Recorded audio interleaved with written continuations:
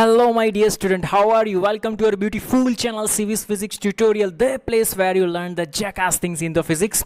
So, ray optics में आज हम लोग डिस्कशन करने वाले हैं ऑप्टिकल इंस्ट्रूमेंट्स। उसमें हमारा आज पहला टॉपिक रहेगा सिंपल माइक्रोस्कोप। बहुत ही बढ़िया है, बहुत ही सुपर्ब टॉपिक है और यहाँ से इसके ऊपर से एमसीक्यूज कम आते हैं, लेकिन इसके बाद का जो टॉपिक रहेगा कंपाउंड माइक्रोस्कोप, वहाँ से डेफिनेटली जेई या तो बोर्ड की एग्जाम में से क्वेश्चंस निकलते हैं। तो कंपाउंड माइक्रोस्कोप को समझने से पहले हमें ये सिंपल माइक्रोस्कोप समझना बहुत ही ज़रूरी बनता है। Is it clear? देखो मैं कोई भी चीज़ लूँ, देखो यहाँ पे सपोज ये मार्कर है, ठीक है।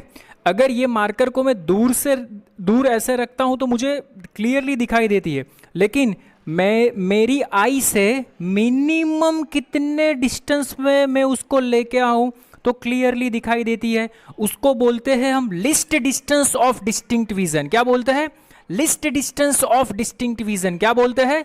Least distance of distinct vision. You understand what I am saying? देख यहां से तो क्लियरली मुझे दिखाई देती है, लेकिन कम से कम कितनी दूरी पे ये आपको क्लियरली दिखाई दे पड़ेगी। देख मैं इसको यहां पे लाया, बस ये रहा, ये दूरी पे मुझे क्लियरली दिखाई देती है। अगर मैं इससे थोड़ा सा नजदीक लेके आया तो थोड़ा सा ब्लर हो जाता है। Is it clear? क्या हो जाता है? ब्लर। तो मिनिमम डिस्टेंस से जो आपको दिखाई दे पड़ता है उसको हम बोलते हैं लिस्ट डिस्टेंस। ह्यूमन आई के लिए वो डिस्टेंस बनता है 25 centimetre. Very very most IMP, ये चीज याद रखना, क्योंकि जब भी एग्जाम्पल बोलेंगे, एग्जाम्पल में पूछेंगे least distance of distinct vision, तो आपको पता चलना चाहिए that distance is equal to 25 centimetre. You understand बेटा what I am saying? That समझ में आ रहा है? तो आज हम लोग डिस्कशन करने वाले हैं सिंपल माइक्रोस्कोप। सिंपल माइक्रोस्कोप को आप मैग्नीफाइंग लेंस भी बोल सकते हो। आप लोगों ने मैग्नीफायर देखा होगा। मैग्नीफायर का यूज किसके लिए होता है? सर मैग्नीफाइंग का यूज को हाथी को देखने के लिए होता है, एलिफेंट, घोड़ा, सर बंदर। अरे नहीं बेटा, जो टाइनी छोटे छोटे पार्टिकल होते हैं उसको अगर तुम्हें जूम करके देखना है, ठीक है। अगर मुझे किसी बुक में अगर मुझे कुछ दिख नहीं रहा है तो मैं मैग्नीफाइंग लेंस का यूज करूंगा। और जो कई ऐसे छोटे टाइनी पार्टिकल्स होते हैं, ठीक है, अगर बहुत छोटे पार्टिकल्स, वो मैग्नीफाइंग, ये जो मैग्नीफाइंग ग्लास है ना, उसकी भी कुछ लिमिटेशंस है। अगर आपको बहुत बहुत बहुत छोटा पार्टिकल आपको ऑब्जर्व करना है तो बाय यूजिंग मैग्नीफाइंग ग्लास आप नहीं कर सकते, वहां पे आपको कंपाउंड माइक्रोस्कोप यूज करना पड़ेगा। You understand? सिंपल माइक्रोस्कोप से कुछ सर्टेन छोटी छोटी चीजें ही आप मैग्नीफाई कर सकते हो। इज इट क्लियर और नॉट? और सर्टेन डिस्टेंस की, अगर तुझे ये तेरी बुक है, यहाँ पे तुझे रीड करना है तो यहाँ से ऐसे तू इसको मैग्नीफाई कर सकता है, ठीक है। लेकिन बहुत डेप्थ में है और तुझे मैग्नीफाई करके देखना है तो बाय यूजिंग दिस वे तू नहीं कर सकता। वहां पे हम कंपाउंड माइक्रोस्कोप यूज करेंगे। कौन सा माइक्रोस्कोप यूज करेंगे? कंपाउंड। चलिए तो पहले हम लोग सिंपल माइक्रोस्कोप के बारे में डिस्कशन करते हैं। देख, what is the simple microscope? It is just a convex lens with a short focal length. उसकी फोकल लेंथ कितनी होती है? शॉर्ट मीन्स जो शॉर्ट डिस्टेंस होता है उसको अगर आप मैग्नीफाई करके देखोगे then you will get the magnified image. Okay, now next one is, इसका वर्किंग क्या है? When the final image is formed at the least distance of distinct vision. ये ध्यान में रखना, जो फाइनल इमेज है वो कहां पे बननी चाहिए? Least distance of distinct vision. वो कितना होता है हमारे लिए? D is equal to 25 centimeter. Now देख, see here. Suppose this one is a lens, convex lens. ठीक है? This one is our object. This one is our object. देख, तो पहले what we have to find? We have to find magnifying power. Magnifying power किसको बोलते हैं? तो angle subtended by the image.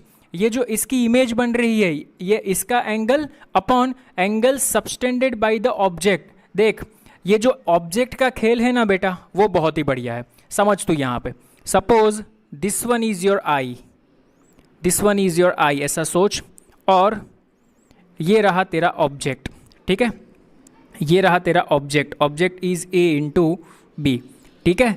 तो यहाँ से एक रे ऐसे जाएगी और एक रे ऐसे जाएगी, तेरी इमेज बनेगी यहाँ पे। इज इट क्लियर और नॉट? ठीक है, तो देख अभी मैंने लेंस का यूज नहीं किया, अभी मैं नॉर्मल आई से मैं जो ऑब्जेक्ट को देख रहा हूं that angle is alpha. Sir समझ में नहीं आया? अरे ये मेरी आई है, this one is my eye. Normal eye से मैंने मार्कर को देखा, ठीक है, तो देख ये प्रिंसिपल एक्सिस के साथ कुछ एंगल तो बनाएगी ना, तो इसकी इमेज तुझे कहाँ पे मिलेगी, ये एंगल ऑफ इंसिडेंट और ये एंगल ऑफ रिफ्रैक्शन, यहाँ पे एंगल मिलेगी। ये तुझे मिल गई इमेज, ये तुझे क्या मिली, इसकी इमेज तुझे यहाँ पे मिली। Is it clear? अगर तू ये एंगल बढ़ाएगा तो तेरी इमेज की साइज भी क्या होगी, बढ़ेगी। लेकिन अभी तक मैंने मैग्नीफाइंग ग्लास का यूज नहीं किया है।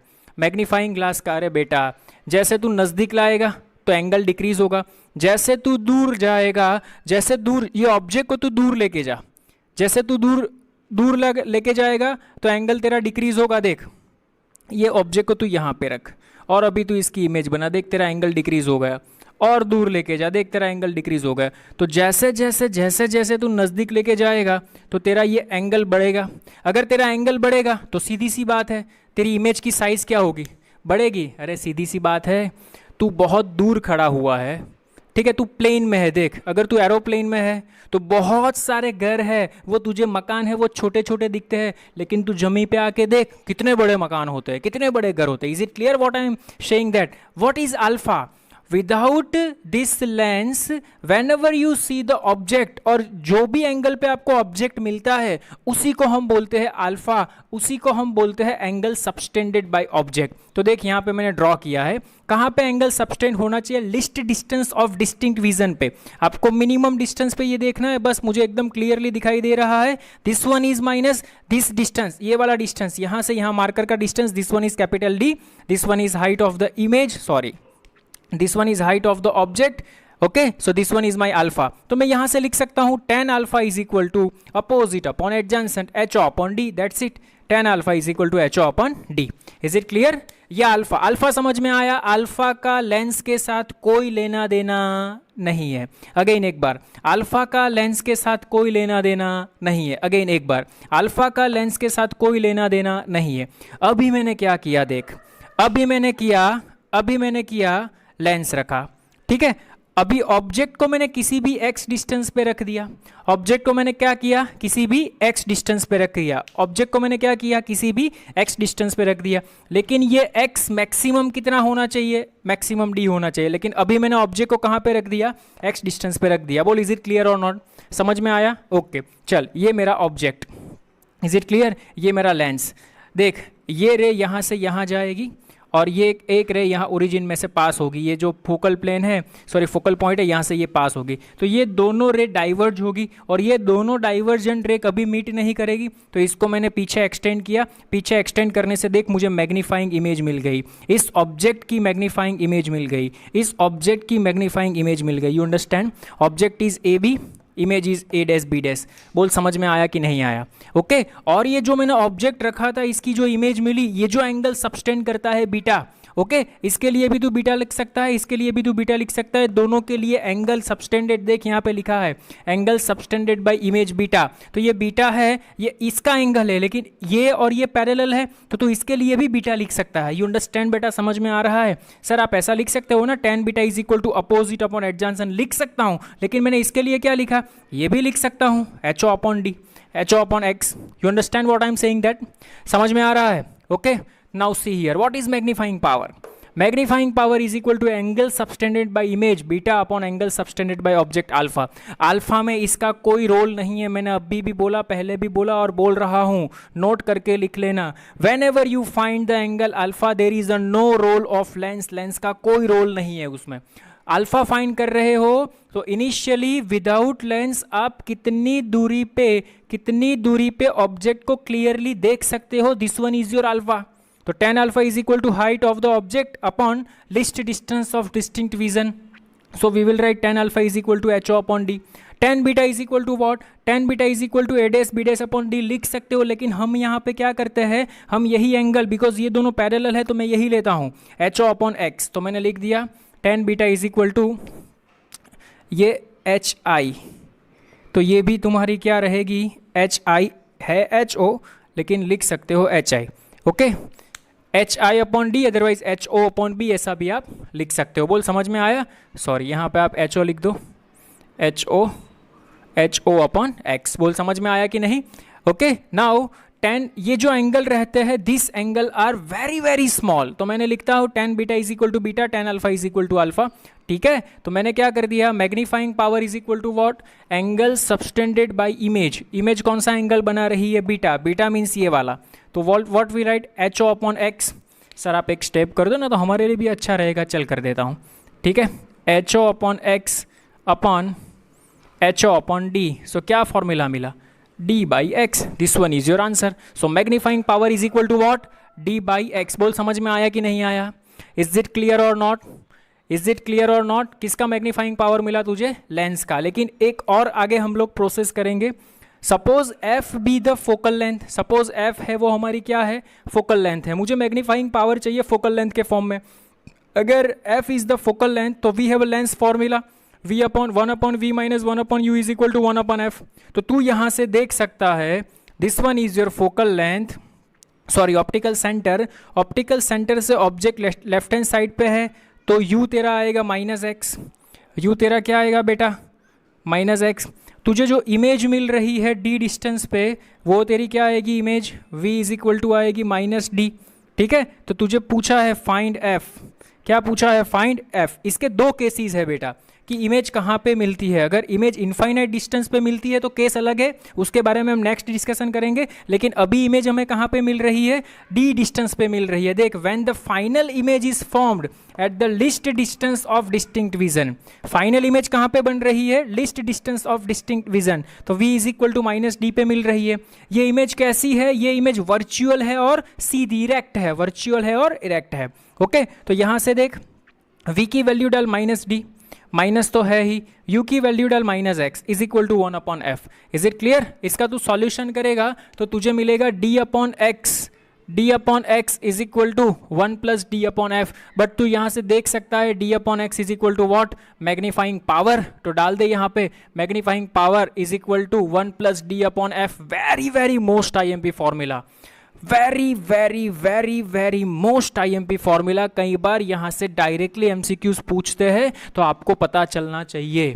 इज इट क्लियर और नॉट। ये किसका मैग्नीफाइंग पावर का फॉर्मूला है, magnifying power for simple microscope, magnifying power for simple microscope. बोलो इज इट क्लियर और नॉट। इसका मीनिंग क्या होता है, देख list distance of distinct vision ये तो फिक्स हो गया, ये भी फिक्स्ड है।